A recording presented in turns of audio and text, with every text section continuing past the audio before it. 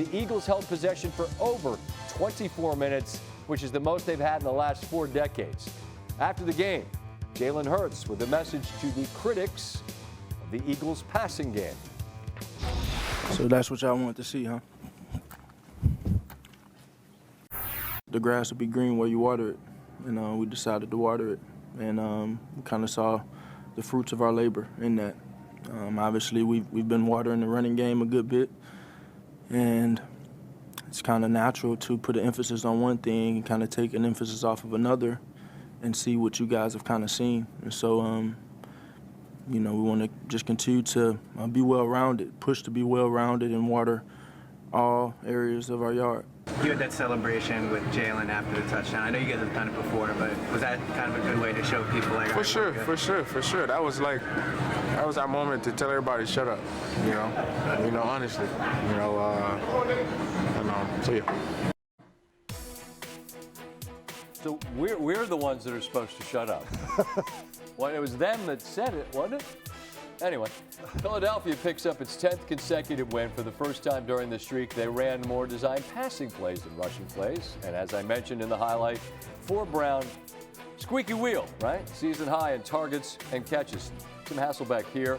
Big games, big implications. And look, they said what they said. Right. And the box score tells you what about what they were trying to do? Well, I think they were trying to get things going in the passing game. It also tells me that they did want to run the football. You mentioned it in the highlights, Scott. Saquon did have 19 carries, only 65 yards. So they had to turn to the passing game. Now, because of the way Pittsburgh allocated people to stop the run, they got one-on-one opportunities. There's A.J. Brown with a tight split and all kinds of room for Jalen Hurts to throw this fade to. And one thing A.J. Brown can do, and it's why he gets frustrated when he doesn't get the ball, is he wins one-on-ones. He's at the top of the screen here. He's running a slant. He's so physical at the top of his route. Look at the separation that he creates. And then a similar thing happens later in the game to start that long drive where they seal it. He's getting pressed. Again, it's just physical at the top of the route to create separation. So, look, what we saw in their passing game today, that's what they can do. They've always been able to do that. Now, they haven't had to do it because they've been running the football so well. But I think probably bigger than the passing game looking like it's better, I think was the maturity we saw to Jalen Hurts to say, okay, the criticism was coming from your teammate. It would have been very easy to be sensitive and, or react to it. But he didn't. Instead, he came out and he fed, over 10 targets for his 2 top receivers. They watered them. Exactly. That part of their yard. Yes. Listen, and also Brown taken down with a tackle late in the game where he had a bit of a concern about his foot or his ankle. That'll be something to keep an eye on moving forward. But they get a victory combined with the Detroit loss. So that puts the home field in the NFC in concern for Detroit, but bigger concern for you, for the Lions, after this game against Buffalo is what? It's just the bodies that they're losing on defense. That's the thing. And they had a bunch of them, I think 3 today, significant ones. But it's really in their front that concerns me the most. It's always hard to replace good players at this point in the season. But there's Aleem McNeil. He was out. Obviously, Aiden Hutchinson's been out with the broken leg. They lost Alex Anzalone earlier this year. Those injuries in your front, that's a problem because look at what Buffalo did. They ran the ball on them. Buffalo really isn't a run-first team, but they had a lot of success running the football. So take a team like the Green Bay Packers, some of these other teams in the NFC, the Philadelphia Eagles, that would like to pound you by just, death by paper cut, running it right at you. When you lose guys in your front, that's a problem. Buffalo has scored 90 points these last 2 weeks, which were both indoor games. I'd like to point out they had 35 in a snow globe the week before against San Francisco. So clearly I ask you, what's impressive about Buffalo? The answer is the offense and Josh Allen. I'm asking you specifically in terms of what they're doing. Where do you begin? Yeah, I think that number one is this. Josh Allen's making everybody around him better. He is. And that's why probably most people think he should win the MVP. But Joe Brady's doing an excellent job of calling plays as well. So this stuff happens, and that's just Josh Allen being Josh Allen, making guys around him better. But I also think, this is early in the game where Ty Johnson, they get him man coverage in a matchup they like. They are not relying so much on Josh Allen in the run game early in the game. They are putting it on him later in the game when they're trying to seal things. I think that is helping. But, yeah, there's balance in their offense. He's playing at a really high level. And I think the thing, hearing the Sean McDermott sound about his consistency, Josh Allen's always made ridiculous plays, but he's eliminating the mistakes. Like, that's the other thing that's really happened.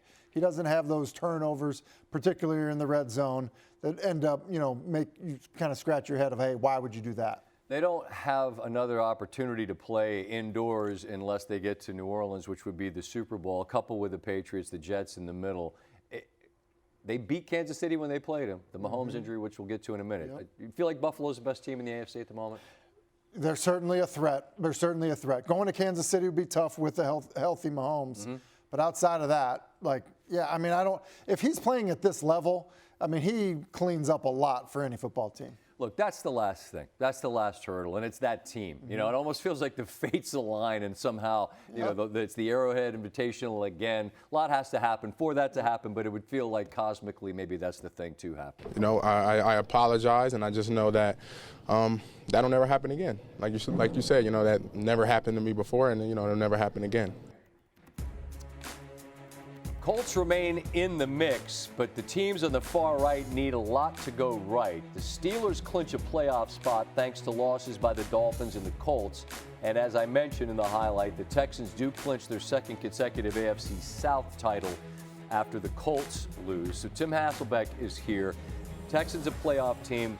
Denver a win away from joining them. Yeah. In terms of being a threat to the real heavyweights in the AFC, you're rolling your eyes. What do you make of those two teams? Well, the Texans, I don't really see the signs of life. And I do think that you could look at them and say, well, hey, they came up with some takeaways today. But I don't think that was really the story. I think more that most people, leaving a ball inside or that type of stuff. And offensively, they don't seem to kind of get it done. And I think a lot of it, because there are times you look at it and you go, wow, look at Mixon. Look at the way he's running the football. You look at, some of the receivers that they have. Yeah, and Stroud's a good player. But it just feels like it's a lot of this. It's a lot of pressure on him. It's 45 sacks this year. This is second most in the NFL. And I think for any quarterback, it affects you. And it affects the way your offense, plays. It affects your efficiency on offense. And so that's my biggest concern with those guys. And I think when you look at Denver, I would say this. All of us probably are guilty of favoring, offenses more than defenses. That's a good defense that they have in Denver. If they can keep you in it, and Sean Payton's a very good coach. Bo Nix is a pretty, streaky player. There have been games where you wonder, why did he throw it there, or how did he miss him?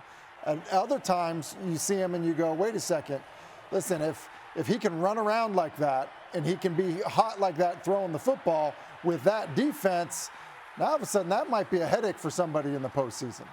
And you start squinting and going, okay, let's keep in mind who makes it and then who's hosting who, and you just based on looking at this, Houston's going to have a home game, but you feel like Denver's maybe more of a threat to move forward in the playoffs? I do. I think, listen, I don't know that, just pick the team, Baltimore. Are they intimidated to go to Houston and play the Texans? I don't think they are. Denver, when you turn them on, a team like Denver coming to town and that defense, their ability and the headache that they can create with a quarterback that can run the football, that might be more of an issue for a team who's hosting a postseason game.